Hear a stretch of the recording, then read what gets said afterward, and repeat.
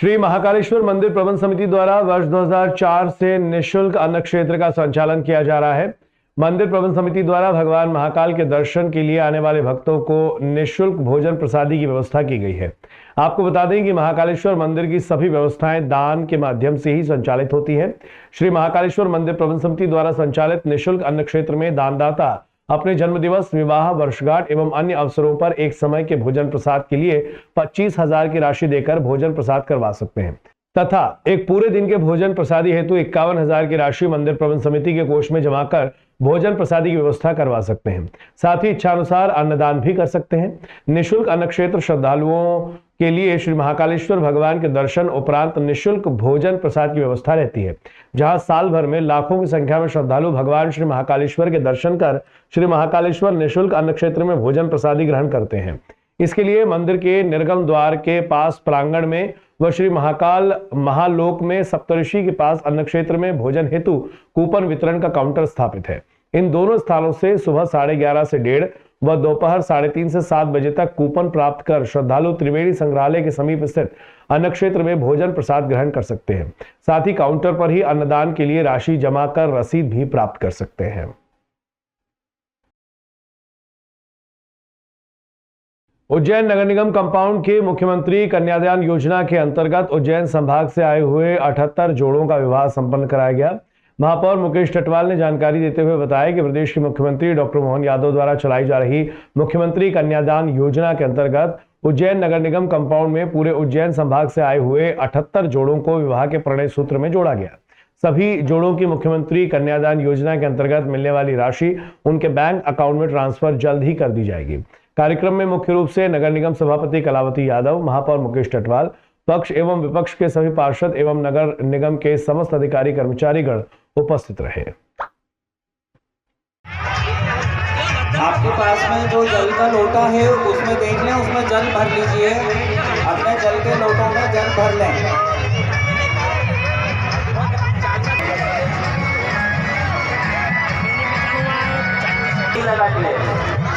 जिन भाइयों ने दो-दो तीन रस्सियों पर कब्जा करना है, कृपया उन दूल्हा दुल्हन को दे दें।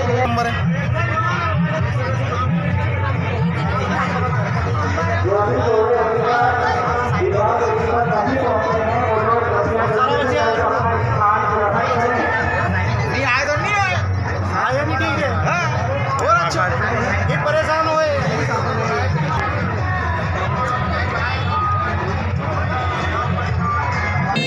मुख्यमंत्री कन्यादान योजना के अंतर्गत नगर पालिका निगम परिसर में 80 जोड़ों का यहाँ पर विवाह संपन्न हुआ है।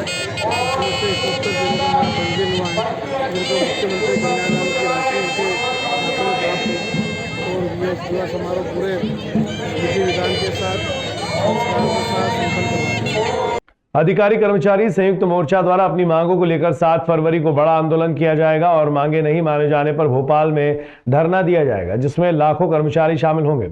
रविवार को उज्जैन में मध्य प्रदेश अधिकारी कर्मचारी संयुक्त मोर्चा के प्रदेश अध्यक्ष MP त्रिवेदी ने मीडिया के साथ बातचीत में बताया कि मोर्चा द्वारा अपनी 51 सूत्री मांगों को लेकर चरणबद्ध आंदोलन किया जा रहा है, जिसके तीसरे चरण में 7 फरवरी को जिला मुख्यालय पर कलेक्टर कार्यालय के सामने धरना प्रदर्शन किया जाएगा। मांगे नहीं माने जाने पर 16 फरवरी को लाखों कर्मचारी भोपाल में जुटेंगे और सरकार के खिलाफ धरना देकर अपनी आवाज बुलंद करेंगे। इसके बाद भी मांगे मंजूर नहीं की गई तो अनिश्चितकालीन धरना प्रदर्शन और हड़ताल किया जाएगा। प्रेस वार्ता में अधिकारी कर्मचारी संयुक्त मोर्चा के जिला अध्यक्ष मोहकम सिंह पटेल भी मौजूद थे। हमारा अधिकारियों से आशय क्या है, हमारा अधिकारियों से आशय है जो ऊपर रह के और जिनका जो मंत्री मिनिस्टर मुख्यमंत्री जी के जो घेरे में रहते हैं, जो IAS लोग होते हैं, हमारे मांगों की जो डंडी मारते हैं वो मारते हैं। हमारे ये अधिकारी नहीं मांगते, ये तो हमारे IAS लोग साथ देते हैं।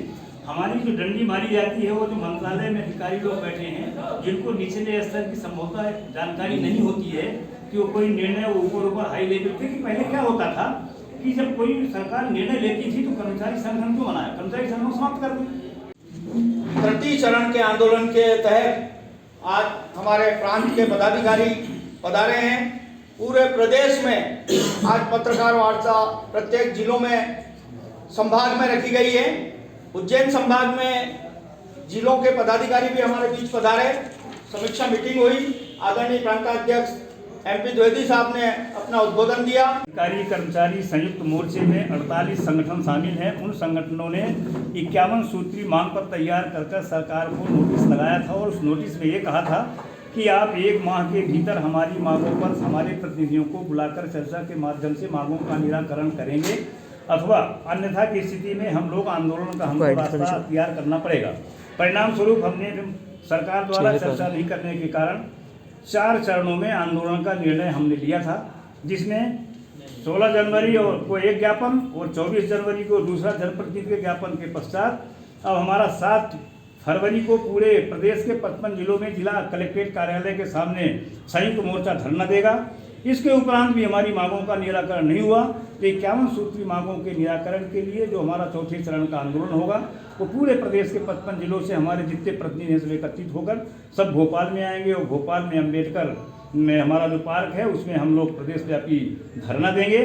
और हमारा प्रदेश व्यापी धरने के बाद भी यदि सरकार हमारी मांगों का निराकरण नहीं करती है तो हम बैठक बुलाएंगे और सारे संगठनों के प्रतिनिधियों से बात करके चर्चा करके निश्चितकालीन हड़ताल करेंगे। इसके बाद भी यदि हमारी मांगों का निराकरण नहीं हुआ तो हम अनिश्चितकालीन हड़ताल की घोषणा करेंगे और प्रदेश के जितने 4.5 लाख शासकीय सेवक हैं, निगम मंडल हैं, पेंशनर हैं, जितने अध्यापक हैं, जितने भी संवर्ग लोग हैं, ये सरकार के अपनी मांगों के निराकरण के लिए सरकार के खिलाफ मैदान में आएंगे और अनिश्चितकालीन हड़ताल पर जाने को मजबूर होंगे। मांगों के लिए मध्य प्रदेश अधिकारी कर्मचारी मोर्चा द्वारा चरणबद्ध आंदोलन चला करके जटिल मांगों की निराकरण के लिए ये तीसरे चरण का 2 फरवरी की पत्रकार वार्ता उज्जैन में आयोजित की गई। उज्जैन में संयुक्त मोर्चा के प्रदेश के पदाधिकारी इसका पत्रकार वार्ता के लेने के लिए पधारे हैं। हम ऐसी जटिल मांगे जिनमें कर्मचारी साथियों का साहस बढ़े, उनका पदनाम परिवर्तन हो जाए, शासन का कोई आर्थिक हित नहीं है, कुछ अनुकंपा नियुक्तियों पे 70% 80% वेतन की व्यवस्था लगाई है वो गलत है। इन ऐसी जटिल मांगे जिनसे वास्तव में मध्य प्रदेश का कर्मचारी परेशान है उनका निराकरण करने की माननीय मुख्यमंत्री से मध्य प्रदेश शासन से निवेदन कर रहे हैं। निरंतर ये आंदोलन चलेगा। निवेदन से पूर्ति होती है तो ठीक है, नहीं तो कर्मचारी आगे भी अपना निरंतर आंदोलन करके सरकार से अपनी मांग मनवाने की कोशिश करेगा। पुलिस थाना घटिया द्वारा पुलिस अधीक्षक प्रदीप शर्मा के निर्देशन एवं अतिरिक्त पुलिस अधीक्षक गुरु प्रसाद पाराशर के मार्गदर्शन में आमजनों एवं विद्यार्थियों के लिए साइबर सुरक्षा अभियान का आयोजन किया जा रहा है। इसी क्रम में जवाहर नवोदय विद्यालय घटिया में आयोजित कार्यक्रम में थाना प्रभारी DL दसोरिया, उप निरीक्षक शैलेंद्र सिंह अलावा ने विद्यार्थियों एवं विद्यालय स्टाफ को साइबर क्राइम से जुड़े अपराधों के संबंध में पुलिस पाठशाला का आयोजन किया। पुलिस अधिकारियों ने बच्चों को डिजिटल युग में साइबर अपराधियों से सतर्क रहना बेहद जरूरी है ये बताया और विशेष रूप से अनजान नंबरों से आने वाली वीडियो कॉल्स को रिसीव न करें और 1 टाइम पासवर्ड किसी से भी साझा न करें। पुलिस थाना प्रभारी DL दसोरिया ने उपस्थित छात्र छात्राओं एवं शिक्षक गणों को बताया कि आज की दुनिया में पूरी तरह इंटरनेट चल रहा है। ऐसे में टेक्नोलॉजी के साथ कदम से कदम मिलाकर चलना और सतर्क भी रहना बेहद जरूरी है। भारत की कोई भी जांच एजेंसी किसी भी डिजिटल अरेस्ट नहीं करती है, इसीलिए ठगी करने वालों से पूरी तरह सावधान रहें। थाना प्रभारी ने विस्तार से साइबर सुरक्षा अभियान के बारे में जानकारी दी। कार्यक्रम में थाना प्रभारी DL दसोरिया, उप निरीक्षक शैलेंद्र सिंह अलावा, उप प्राचार्य कमला पदम, पत्रकार गोविंद शर्मा, वरिष्ठ शिक्षिका सुनीता गोयल, दीप्ति जोशी, कार्यालय अधीक्षक सुनील राठौर सहित शिक्षकगण, छात्र छात्राएं उपस्थित थे। जो आप हमको किस तरीके से मोबाइल का यूज करना चाहिए इसके बारे में हम स्टार्ट में बताएंगे कि सोशल मीडिया पर अनजान लोगों से जो फ्रेंड रिसेप्ट स्वीकार न करें। मतलब जब भी कोई ऐसा आपको बोलते। जबलपुर के पाटन नामक स्थान पर टिमरी गांव में 4 ब्राह्मणों की निर्मम हत्या के विरोध में श्री राष्ट्रीय परशुराम सेना युवा वाहिनी ने ब्राह्मण समाज के साथ प्रदेश के मुख्यमंत्री श्री मोहन यादव के नाम नागदा के अनुविभागीय अधिकारी के माध्यम से SDM कार्यालय पर दोपहर 3 बजे एकत्रित होकर ज्ञापन दिया। ज्ञापन में बताया गया कि जबलपुर के पाटन थाना क्षेत्र में सोमवार सुबह 4 लोगों की निर्मम हत्या कर दी गई। यह घटना पुरानी रंजिश के चलते हुई। मृतकों में से 2 सगे भाई थे, सतीश पाठक और गुंजन, मनीष और चंदन, समीर दुबे और अनिकेत शामिल हैं। ज्ञापन में आगे बताया गया कि हमलावर कालू साहू नामक व्यक्ति गणेश प्रसाद पाठक के खेत के पास जुआ खिलवाता था। सतीश और चंदन इसका विरोध लंबे अरसे से करते चले आ रहे थे। इस बात की रंजिश कालू साहू रखता था और उसने मौका पाकर धोखे से राजमार्ग पर इनको घेर लिया और आरोपियों ने पीड़ितों पर फरसा, तलवार और चाकू से हमला कर दिया, जिस कारण से 3 लोगों की मौके पर ही मौत हो गई और 2 की उपचार के दौरान मौत हो गई।